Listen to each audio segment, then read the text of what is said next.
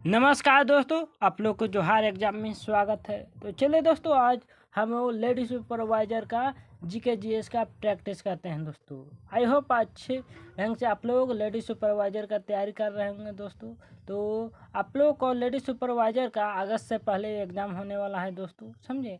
तो इसीलिए कमर कस लीजिए और लेडी सुपरवाइजर का तैयारी करते रहिए दोस्तों। तो चलिए दोस्तों, आज के लिए प्रैक्टिस सेट स्टार्ट करते हैं। तो देखिए, फर्स्ट में क्या है, राजधानी से रिलेटेड क्वेश्चन है दोस्तों। तो देखिए कि पूछ रहा है उत्तर कोरिया की राजधानी कहाँ है। तो उत्तर कोरिया की राजधानी कहाँ है, तो ये प्योंगयांग में है। कहाँ है दोस्तों, प्योंगयांग में उत्तर कोरिया की राजधानी, समझे। देखिए दोस्तों, उत्तर कोरिया की राजधानी तो आप लोग जान गए, प्योंगयांग। अब इसका मुद्रा क्या है दोस्तों, इसका मुद्रा क्या है, तो इसका मुद्रा है दोस्तों उत्तर कोरिया का ऑन है। क्या है, ऑन, स्विच ऑन मतलब, समझे। इसलिए उत्तर कोरिया का राजधानी क्या है दोस्तों, ऑन है। अब देखिए नेक्स्ट, सिख धर्म के पवित्र स्थल करतारपुर साहिब किस देश में स्थित है। तो ये सिख धर्म का जो एक पवित्र स्थल है करतारपुर साहिब, ये किस देश में स्थित है। तो ये किस देश में स्थित है, तो ये पाकिस्तान में स्थित है दोस्तों। कहाँ पर है, पाकिस्तान में स्थित है। नेक्स्ट,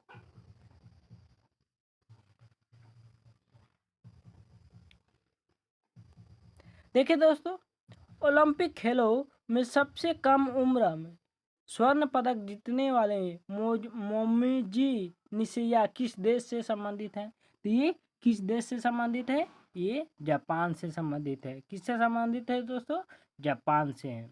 नेक्स्ट, अब देखिए, किस भारतीय नियामक प्राधिकार को हरित ऊर्जा पुरस्कार 2021 से सम्मानित किया गया है। तो किससे सम्मानित किया गया है दोस्तों, तो किसको, तो ये किया गया है इरडा को। किसको, इरडा को। जो इरडा का मुख्यालय कहाँ है दोस्तों, हैदराबाद में स्थित है, समझे। ये इरडा बीमा कंपनी के लिए नियामक प्राधिकरण संस्थान है दोस्तों। नेक्स्ट,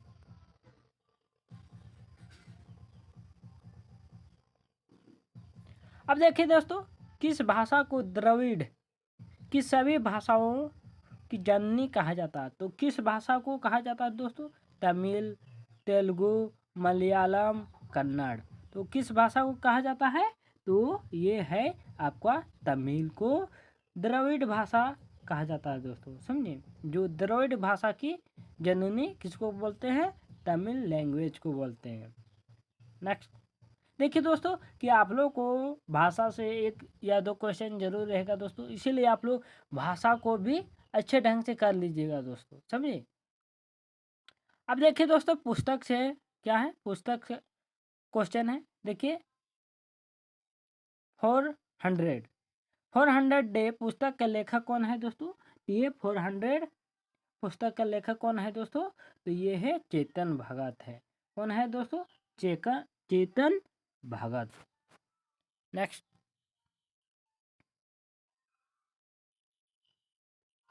अब देखिए दोस्तों, स्वयं को दूसरा सिकंदर ए सानी कहने वाला सुल्तान था। तो कौन था दोस्तों, ये खिलजी वंश का सर्वाधिक जो योग शासक था, अलाउद्दीन खिलजी। और कौन था, अलाउद्दीन खिलजी। जो स्वयं को दूसरा सिकंदर मानता था, कौन, अलाउद्दीन खिलजी दोस्तों कहता था। इसके दरबार में जो अलाउद्दीन खिलजी के दरबार अमीर खुसरो और हसन निजामी जैसे उच्च कोटि वाले विद्वानों ने अलाउद्दीन के दरबार पर संरक्षण दिए थे दोस्तों।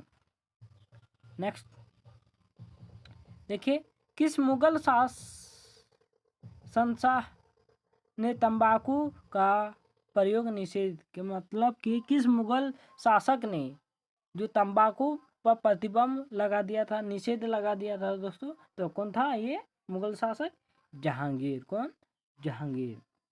जहांगीर द्वारा क्या हुआ था कि तंबाकू के प्रयोग का निषेध किया गया था। लोक कल्याण को जो कार्यों से संबंधित 12 आदेश की घोषणा जहांगीर ने की थी दोस्तों।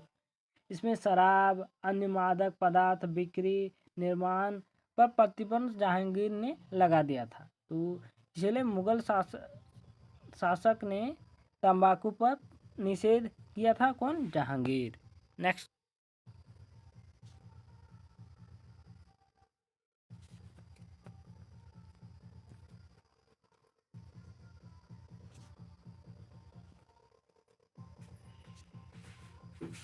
लाइफ डिवाइन पुस्तक के लेखक कौन है? तो देखिए दोस्तों, लाइफ डिवाइन पुस्तक का लेखक कौन है?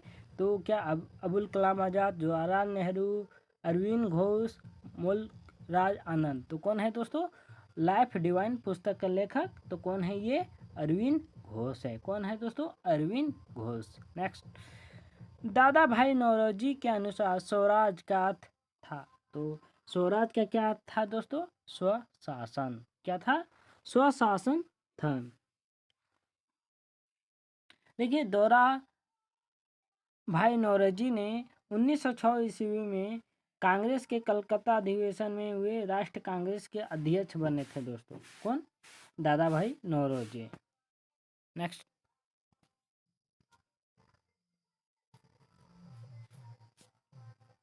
अब देखिए, सर्वोदय और भूदान आंदोलन के संबंध है। तो देखिए, सर्वोदय और भूदान आंदोलन से संबंधित कौन है दोस्तों? तो ये कौन है? ये है आपको आचार्य विनोबा भावे है। कौन है? आचार्य विनोबा भावे। देखिए, ये आंदोलन 18 अप्रैल कब? 18 अप्रैल को हुआ था दोस्तों। 18 अप्रैल 1951 को आंध्र प्रदेश में पोंचमलाई में प्रारंभ हुआ था दोस्तों, सर्वोदय और भूदान आंदोलन। नेक्स्ट। देखिए दोस्तों,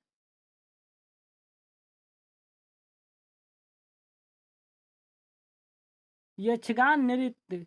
देखिए, यक्षगान जो लोक नृत्य का संबंध किस भारत राज्य से है? देखिए, संबंध भारत के राज्य से किससे संबंधित है? यक्षगान। तो आप लोग को पता होगा दोस्तों किससे है? ये कर्नाटक से संबंधित है। किससे है? कर्नाटक। जो यक्षगान कर्नाटक का एक लोक नृत्य है दोस्तों, जो ये एक पारंपरिक नृत्य भी इसको कहा जाता है, कर्नाटक का। नेक्स्ट। अब देखिए, भारत की सबसे लंबी सुरंग जो जोहराल टनल निम्नलिखित में कहाँ स्थित है? तो ये कहाँ स्थित है दोस्तों? तो ये है स्थित है आप लोग को जम्मू कश्मीर में स्थित है। नेक्स्ट। देखिए, भारत की जलवायु निम्नलिखित में किसका प्रभाव नहीं पड़ता है? तो नहीं प्रभाव पड़ता है दोस्तों, तो किसका? तो दोस्तों ये हो जाएगा आपका कौन सा राइट आंसर? तो इसका हो जाएगा ऑप्शन नंबर बी, महासागरीय धाराएं। नेक्स्ट।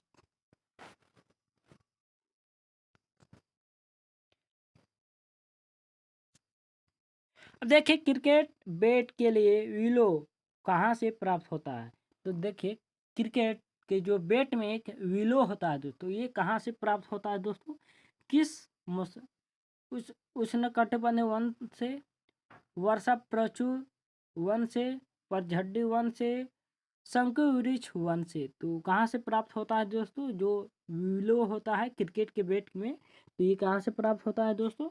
तो शंकु वृक्ष वन से प्राप्त होता है। नेक्स्ट। देखिए, हरित क्रांति का संबंध किस फसल से है? तो हरित क्रांति का जो फसल है वो संबंधित किससे है दोस्तों? तो ये किससे संबंधित है? चावल से है, गेहूं से है, दाल से है या गन्ना से? तो किससे संबंधित है? ये गेहूं से संबंधित है दोस्तों।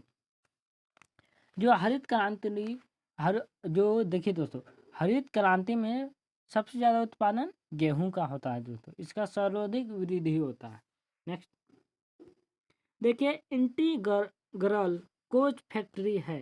तो इंटीग्रल कोच फैक्ट्री कहाँ है दोस्तों? पेराम्बूर में, चेन्नई में, बंगलुरु में, वाराणसी में, हावड़ा में। तो कहाँ है दोस्तों? तो ये इंटीग्रल कोच फैक्ट्री कहाँ पर स्थित है दोस्तों? तो ये आप लोग को ऑप्शन नंबर ए, चेन्नई में है। नेक्स्ट।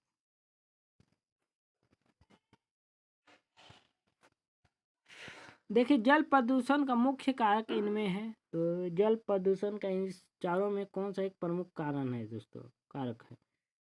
तो देखिए, धुआं है, औद्योगिक अपशिष्ट है, अमोनिया है, धोने का पाउडर है। तो इसका राइट आंसर क्या होगा दोस्तों? औद्योगिक अपशिष्ट है। नेक्स्ट, स्वर्ण बुलियन मान का संबंध किससे है? तो ये किससे संबंधित है दोस्तों? देखिए, ए में, बी में, सी में, डी में। तो ये किससे संबंधित है दोस्तों? देखिए, स्वर्ण बुलियन मान का संबंध किससे? स्वर्ण मूल्य के माप के रूप में, स्वर्ण का मुक्त टंकन में, स्वर्ण का आयात और निर्यात का कोई पाबंदी ना होना, असीमित वैध मुद्रा के रूप में सोने की सिक्का। तो इसका राइट आंसर क्या हो जाएगा दोस्तों? ऑप्शन नंबर ए सी हो जाएगा कि स्वर्ण के आयात और निर्यात पर कोई पाबंदी ना होना। नेक्स्ट, देखिए दोस्तों, लास्ट क्वेश्चन है। देखिए, नगद आरक्षण अनुपात तथा खुले बाजार की संक्रियाओं में विचरण किसके साधन है? तो ये किसके साधन है दोस्तों? मौद्रिक के, बजटीय नीति के, व्यापार नीति के, राजकोषीय नीति के। तो ये किसके हैं दोस्तों? तो ये हैं मौद्रिक नीति के हैं। किसके हैं? मौद्रिक नीति के। तो चलिए दोस्तों, आज के लिए यहीं तक समाप्त करते हैं, फिर मिलते हैं नेक्स्ट क्लास में।